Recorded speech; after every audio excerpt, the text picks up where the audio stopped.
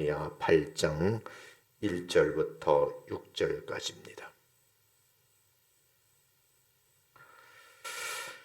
서서 쓰면 같이 한번 읽겠습니다. 영상으로 예배를 드리신 분들은 스크린을 참고해 주시기 바랍니다. 1절부터 읽습니다. 시작.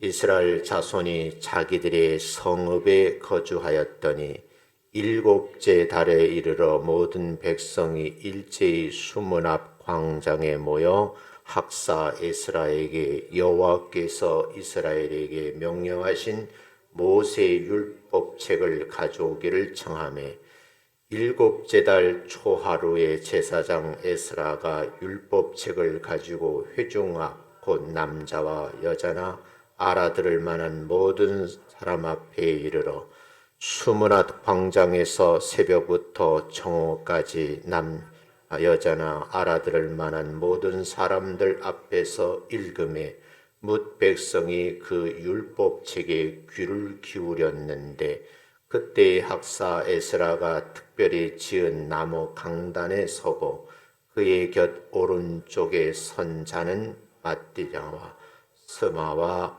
아나냐와 우리야와 힐기야와 마아세야요 그의 왼쪽에 선 자는 부다야와 미사엘과 말기야와 핫숨과 하스단나와 스가랴와 무술람이라.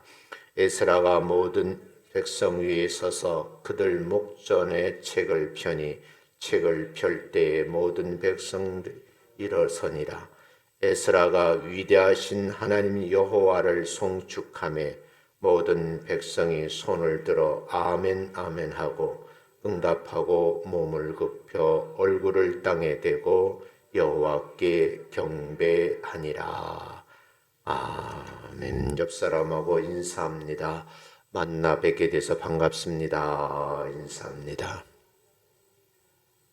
다시요. 건강의 복을 받아 누리시기 바랍니다. 라고 인사합니다.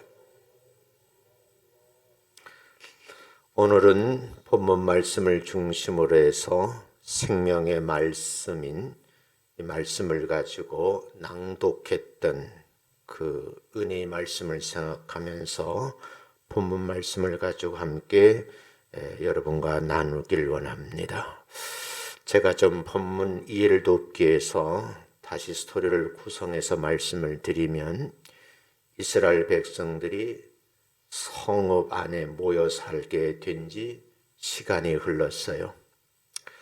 그러던 어느 날 모든 백성들이 수문 앞 광장 앞에 모여들기를 시작하죠. 그 모여든 사람들이 청을 합니다. 그 청한 내용이 뭐냐면 주님께서 이스라엘 백성들에게 명하신 모세 율법책을 좀 가지고 나오세요. 그런 뜻이에요.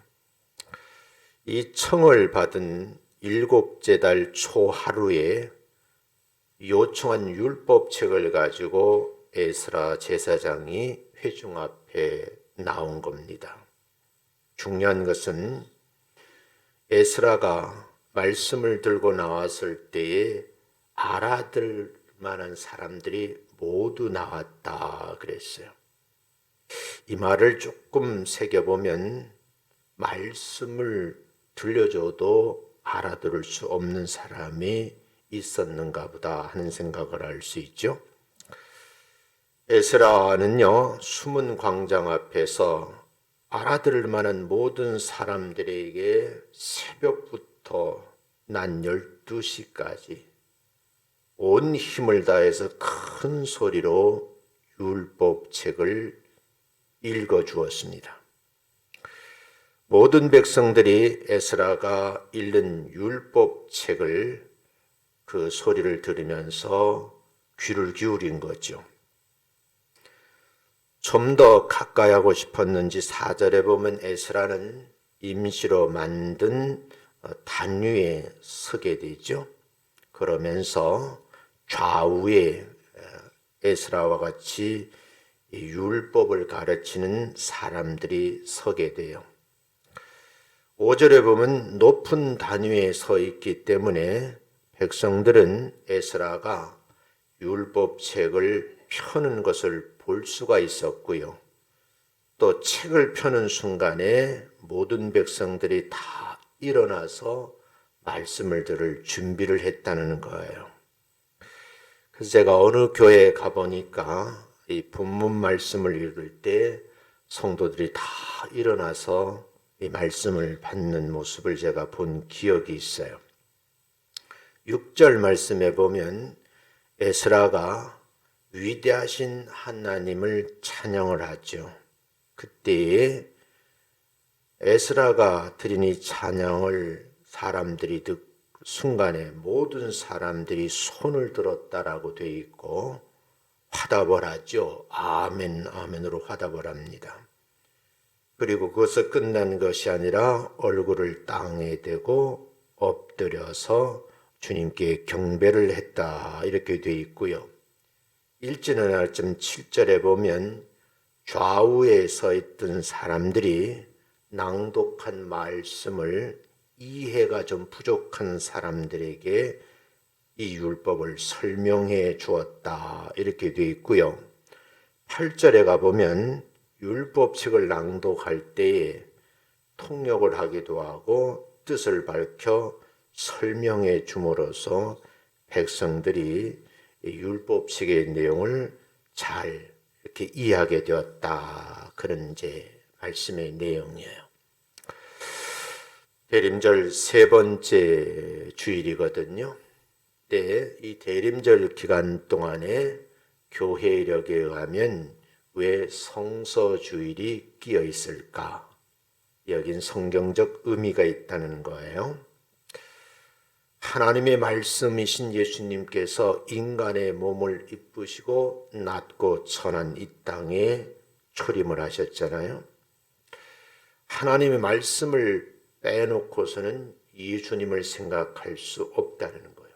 성경 66권 전체로 보면 구약에서는 이 땅에 오실 예수님에 대한 말씀으로 가득히 채워져 있고요. 신약에서는 이 땅에 오신 예수님의 흔적이 담겨져 있고요. 계시록은 다시 오실 예수 그리스도에서 말씀을 하고 있죠. 우리가 이 성경 60의 핵심적인 키워드는 뭐냐? 예수 그리스도라는 거예요. 예수님이 그리스도라는 그런 말씀이죠. 대림절 기간 동안에 우리가 어떻게 신앙생활해야 되는가 묻는다고 하면 말씀 중심으로 살아가라는 거죠. 그 말은 말씀을 읽고 묵상하면서 실천해야 된다. 그런 말씀이에요. 이스라엘 백성들이 애굽의 포로가 되어서 기나긴 세월 동안 살았잖아요. 그들을 출애굽시킨 후에 시내산에서 10계명의 말씀을 주시죠. 그러시면서 말씀으로 세우실 뿐만 아니라 구원하심을 약속하죠. 하나님의 말씀대로 살고자 하는 성도들은 우리가 할 일이 있어요. 이 말씀의 권위 앞에 순복하셔야 된다는 거예요. 이 권위에 순복하면서 우리 삶을 통해서 하나님 앞에 영광을 올려드릴 때에 개개인에게 능력이 나타난다 그래요. 저 토레이 목사님이 하신 말씀을 좀 인용해 드리면 성경에는 많은 번역 버전이 있죠. 이 세상에서 위대한 성경 번역이 어떤 번역이냐? 토레이 목사님 말하기를 자신의 삶으로 성경을 번역하는 것이다 이렇게 말씀했어요. 그러니까 우리가 학문적으로 언어로 다른 언어로 사람들이 이해하기 쉽게 성경을 번역하는 것도 참 중요한 것이라고 부정은 하지는 않지만 토레이 목사님은 자신의 삶으로 성경을 번역하라 이렇게 말씀을 하셨어요.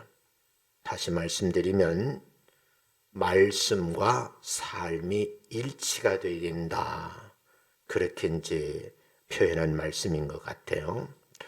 어쩌면 하나님께서 모세라는 지도를 택하시면서 출애굽하기 이전에 10가지 재앙을 내리시잖아요. 이 재앙을 다 통과하신 후에 이스라엘 백성들은 출애굽을 하게 되죠. 그리고 젖과 꿀이 흐르는 가나안 땅을 향해서 가게 됩니다.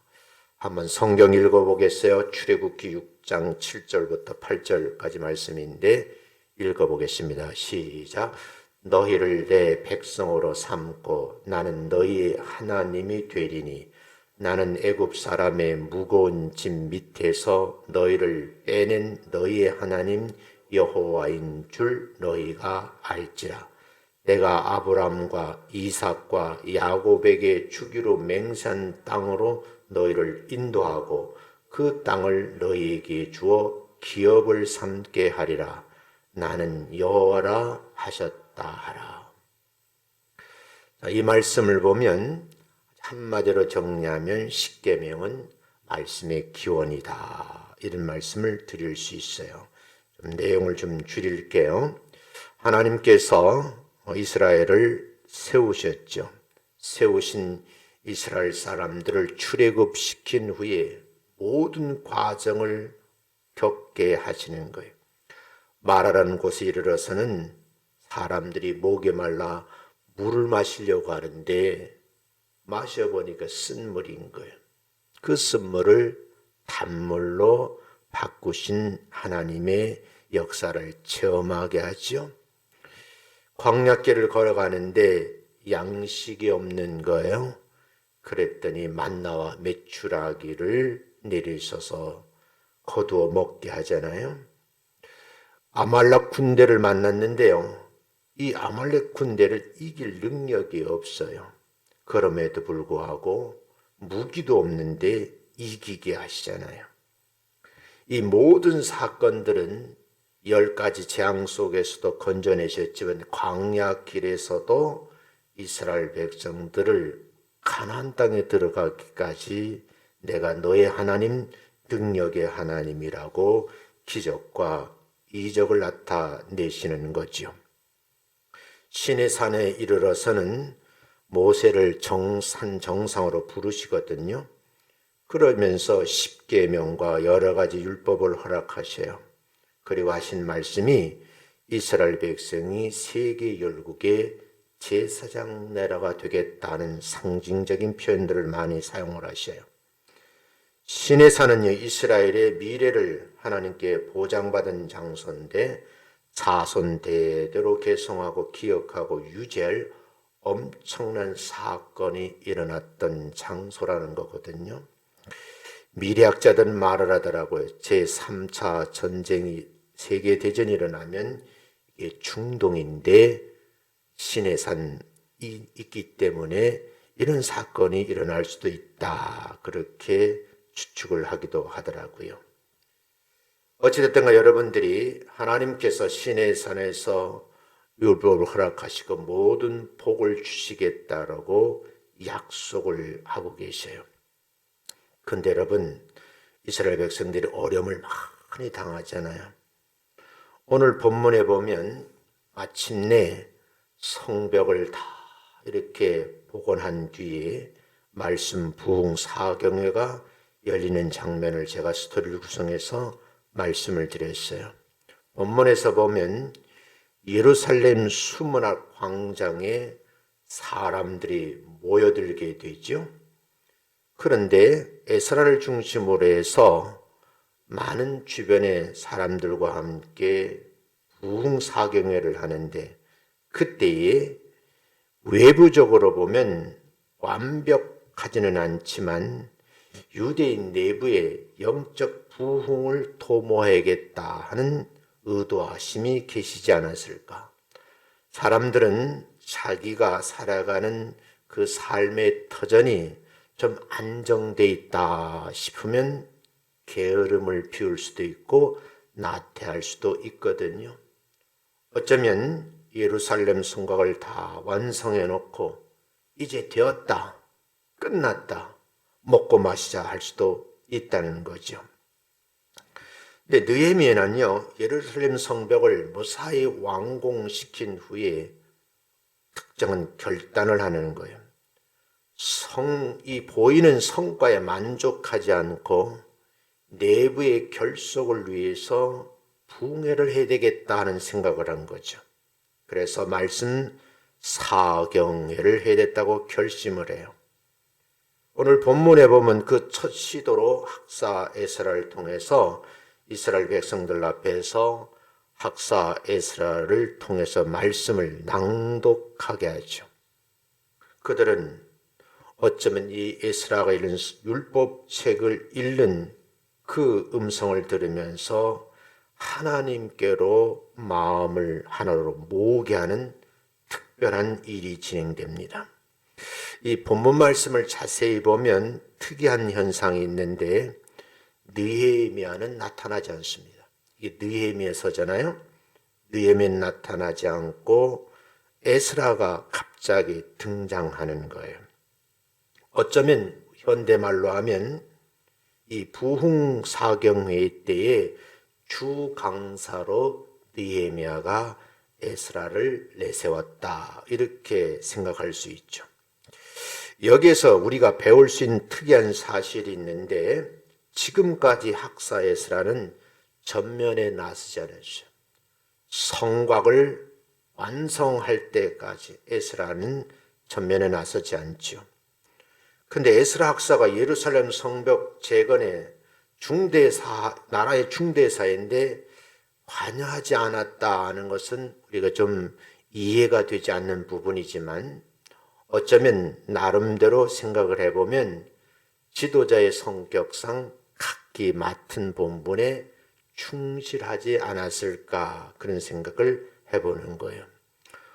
어쩌면 학사 에스라가 예루살렘을 떠나 있었는지는 기록은 없지만 알 수는 없어요. 그러나 분명한 것은 이 부흥사경회를 위해서 에스라는 숨겨져 있었다라는 거죠. 때가 된 거예요. 그 때를 여러분들이 성경에서 읽었잖아요. 성벽 공사가 완공된 후에 첫 번째 맞이는 7월 1일이에요. 이 7월 1일은 나팔절이자 77절이에요. 이때는 모든 사람들이 수문안 광장 앞으로 모이는 절기죠. 그래서 여러분 본문 3절 5절에 이렇게 기록이 되어 있어요. 다시 한번 읽어보겠습니다. 시작. 수문안 광장에서 새벽부터 정오까지 남자나 여자나 알아들을 만한 모든 사람 앞에서 읽음에 에스라가 율법서를 읽은 거예요. 자, 그 다음 읽어봅니다. 시작. 뭇백성이 그 율법책에 귀를 기울였는데 그때 학사 에스라가 특별히 지은 나무 강단에 서고 그의 곁 오른쪽에 선 자는 mat디야와 스마와 아나냐와 우리야와 힐기야와 무아세요.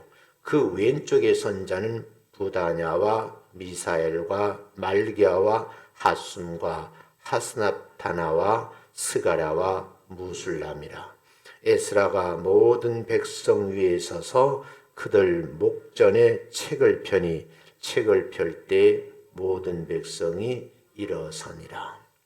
그러니까 에스라만 숨겨져 있는 이 모든 사람들이 전면에 나서지 않고 있었다는 그런 반증이죠.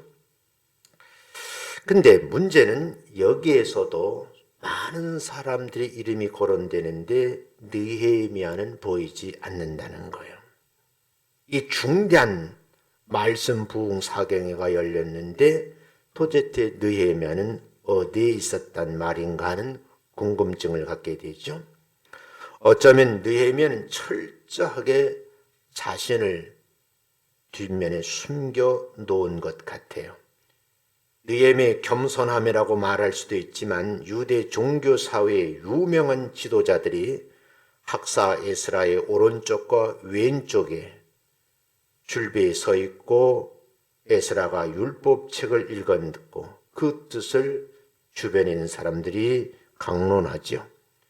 바로 이 말씀이 부흥사경회인데 이때 유대 사람들이 커다란 마음의 울림이 있었는데 그게 뭐냐? 에스라가 성경을 펴서 읽을 때 모든 사람들의 마음의 변화에서 눈물 콧물 흘리는 통에 자복이 일어나는 그런 이제 시간이 되었다는 거죠. 6절 말씀을 다시 읽어볼까요? 시작. 에스라가 위대하신 하나님 여호와를 송축하며 모든 백성이 손을 들고 아멘 아멘 하고 응답하고 몸을 굽혀 얼굴을 땅에 대고 여호와께 경배하니라. 이 예배는 원래 이렇게 드리는 거거든요. 지금 우리처럼 이렇게 편안하게 앉아서 설교를 듣는 것이 아니고 이렇게 몸으로 드리는 예배라는 그런 뜻이에요. 이렇게 말씀 부흥 사계가 절정에 이르렀는데 말씀의 감화를 받은 백성들이 손을 높이 들고 아멘으로 화답하고 심지어 얼굴을 땅에 대고 경배하는 그런 말씀이 기록되어 있잖아요. 에스라 학사가 자상한 말씀으로 해석을 하고 뜨거운 열반에 의해서 모든 백성들이 손을 들고 아멘 아멘으로 화답을 하죠. 회개의 눈물로 얼룩진 부궁사경회로 절정을 이룹니다. 그런데 모든 사람들이 지은 죄악을 말씀이 낭독될 때 깨달아지니까 통에 자복하면서 눈물을 흘리는 그런 이제 광경으로 변해가죠. 근데 이 상황을 멀리서 지켜보고 있는, 정면에 나서지는 않지만 지켜보고 있는 사람이 있었는데 그 사람이 느헤미야인 거예요. 사태가 급박해지는 것을 알게 된 거예요. 그래서 등장한 때가 되었는데 느헤미야가 나타나서 이 사람들을 진정을 시키죠. 모든 이스라엘 백성들에게 자신을 숨기고 있던 느헤미야가 군중 속에 뛰어들어서 한 말들이 성경에 기록되어 있습니다. 자, 이 말씀을 보면서 이제 8장, 느헤미야 8장 9절 말씀을 좀 읽어보겠는데 읽겠습니다. 시작. 백성이 율법의 말씀을 듣고 다 우는지라 총독 느헤미야와 제사장 겸 학사 에스라와 백성을 가르치는 레위 사람들이 모든 백성에게 이르기를 오늘은 너희 하나님 여호와의 성일이니 슬퍼하지 말며 울지 말라.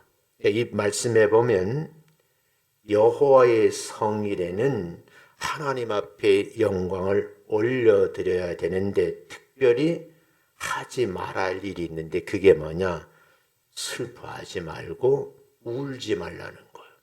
근데 여러분, 오랫동안에 숨겨져 있던 율법책을 꺼내 읽을 때 마음에 감동이 밀려오니까 많은 사람들이 예배드림 속에서 슬퍼하며 우는 광경이 등장하는 거죠. 여기서 하나 깨달을 건 뭐냐면 아무리 부흥상계가 너무 은혜롭고 뜨겁다 할지라도 때로는 우리가 정신을 똑바로 차릴 필요가 있다는 것. 왜냐하면 걷잡을 수 없는 일이 일어날 수 있다. 다시 말하면 엉뚱한 결과를 초래할 수도 있다는 거죠.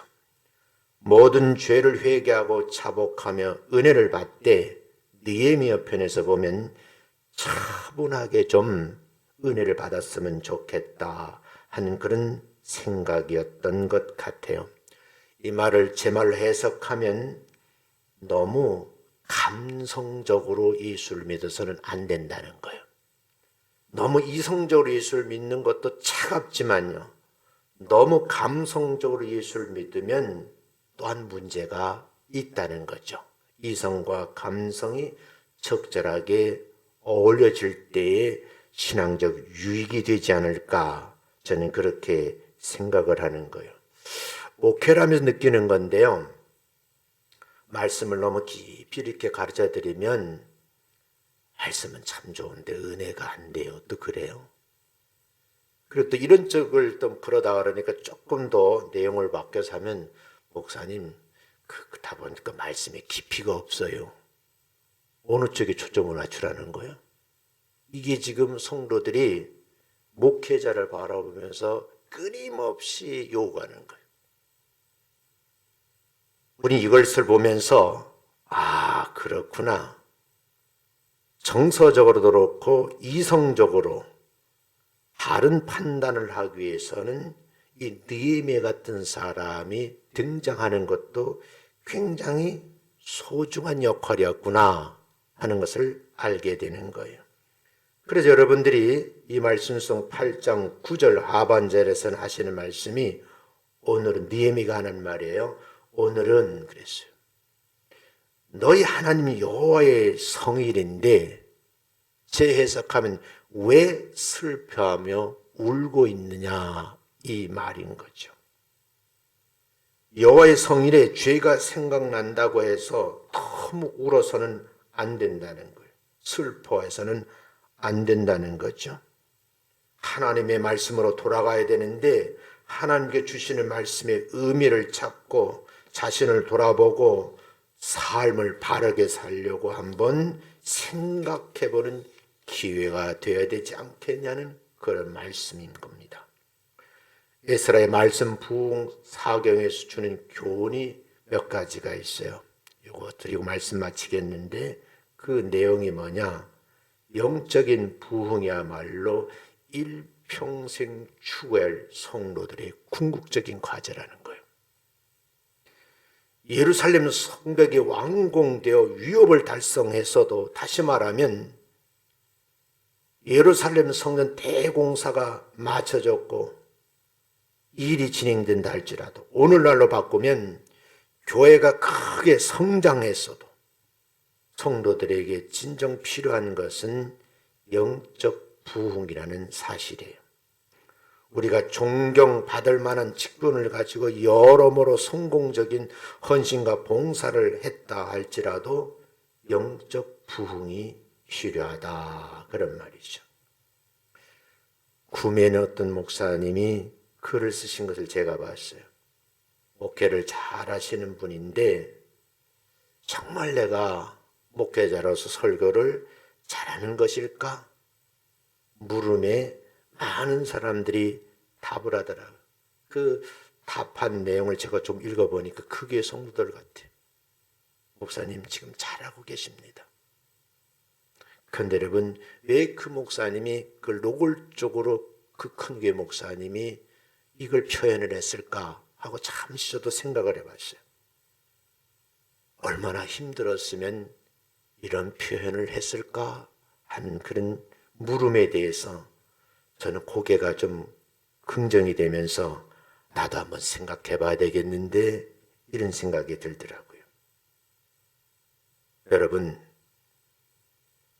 예배당을 짓고 수많은 교인이 모여도 그건 숫자에 불과한 거예요. 겉으로 보이는 것을 부흥이라고 착각해서는 안 된다. 그 자랑해서는 안 된다는 거죠. 여기에 대해서 사도 요한이 사대교회 성도들에게 한 말씀이 성경에 기록되어 있어요. 이 계시록 3장 1절이거든요. 한번 사도 요한이 여러분 이 하나님의 세계를 보고 와서 한 말씀을 한번 들어보세요. 한번 읽어보겠습니다. 시작. 내가 내 행위를 아노니 내가 살았다 하는 이름은 가졌으나 죽은 자로다. 아주 혹평을 하는 거거든요. 또 하나는요, 하나님의 말씀은 우리에게 참된 회개를 불러일으키고 동시에 위로도 가져다 주신다는 거예요. 유다 백성들이 커다란 이런 회개 운동을 할 수 있었던 것은 무엇 때문일까? 나타난 현상은 에스라가 율법책을 가지고 나와서 강단에 서서 그 말씀을 폈을 때 모든 사람들이 일어났고 그리고 그 말씀이 들려질 때 아멘 하면 화답을 했어요. 그리고 엎드려 통에 자복하면서 하나님께 경배를 하죠. 근데 여러분 에스라가 낭독을 해석한 말씀이라고 이해는 되는데 어떤 내용이었을까? 히브리서에서는 이렇게 말씀을 하고 있어요. 같이 한번 연결해서 읽어보겠습니다. 히브리서 4장 12절 시작. 하나님의 말씀은 살아있고 활력이 있어 좌우의 날선 어떤 검보다도 예리하여 혼과 영과 및 관절과 골수를 찔러 쪼개기까지 하며 또 마음의 생각과 뜻을 판단한다. 지금 이렇게 말씀하시죠. 하나님의 말씀 안에서 우리는 우리의 모습을 비추어 보여야 되죠. 그래서 말씀을 거울이라 그러잖아요. 과연 나 자신은 믿음과 삶 속에서 하나님이 바라시는 요구에 합당한 삶을 살고 있는가 하고 여러분 이 거울을 들여다볼 필요가 있다는 거죠. 또 하나는요, 이 말씀을 나누는 성도의 삶을 살라 그렇게 말씀을 하시거든요. 자, 느헤미야 8장 10절부터 12절이에요. 한번 읽어보겠습니다. 시작. 느헤미야가 또 그들에게 이르기를 너희는 가서 살찐 것을 먹고 단 것을 마시되 준비하지 못한 자에게는 나누어 주라. 이날은 우리 주의 성일이니 근심하지 말라. 여호와로 인하여 기뻐하는 것이 너희의 힘이니라 하고 레위 사람들도 모든 백성을 정숙하게 이르기를 오늘은 성일이니 마땅히 조용하고 근심하지 말라 하니 모든 백성이 가서 먹고 마시며 나누어 주고 크게 즐거워하니 이는 그들이 그 읽어 들려준 말을 밝히 알미라. 말씀을 깨달아 알게 되면 이런 행위를 하게 된다. 거꾸로 말하면 그 얘기예요. 이 말씀을 생활화하라는 거죠. 그래서 이 사경회가 끝나고 집으로 돌아가면 10절에서 살찐 것을 먹어라. 단 것을 마셔라. 그런데 이 살찐 것과 단 것을 준비한 못한 자들에게는 나누어 주기까지 하라. 이렇게 하는 거죠. 이 말은 이렇게 영적 부흥에 운동할 때 금식할 필요가 없다는 거예요. 살찐 고기를 먹고 단 음료를 마시라고 하잖아요. 거기서 그치면 안 돼요. 자신의 건강 욕망을 채우게 그치면 부흥의 의미가 없다는 거예요. 그래서 하는 말이 준비하지 못한 자에게, 우리말로 해석하면 가진 게 없는 자에게, 있는데 모자라는 거죠. 부족한 사람에게, 궁핍한 자라는 표현도 가능해요. 그래서 이런 자들에게 찾아가서 뭐요? 가지고 있는 것을 나누어 주라. 그런 말씀이죠. 이 말은 성도들에게 배려하라는 그런 의미예요. 이걸 이제 조금 용어를 바뀌면 섬기라는 뜻이죠.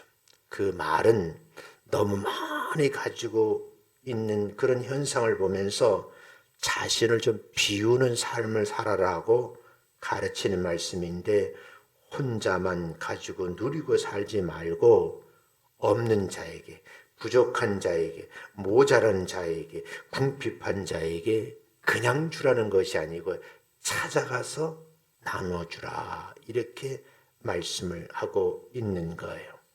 자, 이렇게 정리를 하시자고요. 우리가 대림절 기간 특별히 성서주일을 맞이하면서 이 말씀을 나누는 축제의 주일이고 축제의 기간이 되시기를 주님의 이름으로 축원합니다. 말씀을 듣고 은혜를 받고 회개하는데 이제 그것으로 끝나지 말고 없는 사람, 궁핍한 사람, 모자라서 뭔가 부족한 사람, 이런 사람들이 내 주변에 없는가 하고 찾아가서 그들을 발견하게 되면 가지고 있는 것을 나누어라. 특별히 뭐예요? 이 말씀요. 진정한 말씀에 심령 부흥이 일어나야 교회도 활력이 있고 여러분의 삶도 즐거움으로 누리는 삶이 될 줄로 믿습니다. 오늘 이 말씀을 생각하면서 여러분 뜨거운 마음으로 한 주간 보내시기를 주님의 이름으로 축원합니다.